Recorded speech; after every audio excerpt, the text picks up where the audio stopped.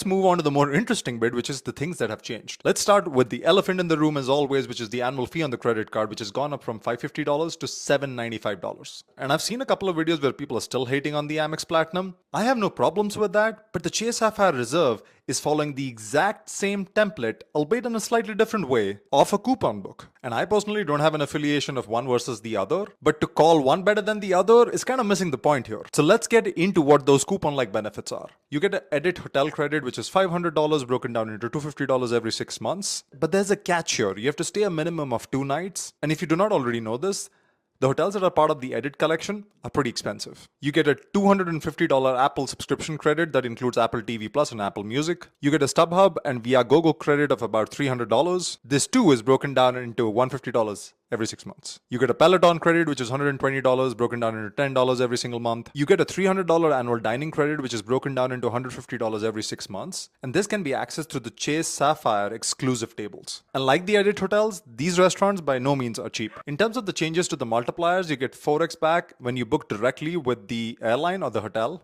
You get 8x back when you book travel through the Chase travel portal. And this has changed from the 10x and the 5x you got previously. They've taken away the 3x on travel that you earned. Unless you were using the card for cruises, Airbnbs, or car rentals, I don't think this is as big of an issue. If you were using this card for transit, and you're worried about that, well, your transit costs are anywhere between $2 to $5 every single day. And so the amount of points you're earning in a month or a year from transit because of the 3x is actually pretty minimal. And then you get 1x back on everything else. The points boost redemption has also changed, which means earlier you could get 1.5x back when you book through the Chase travel portal using points. But now some of the bookings, especially the ones that are in the luxury segment, have moved up to 2x and everything else has gone down to 1x. You also get complimentary platinum status with IHG, which is just below the diamond status. So that's all the changes out of the way. And if you've had this card before, the only thing that changes for you on the 23rd of June when these changes kick in is that you are able to access the points boost,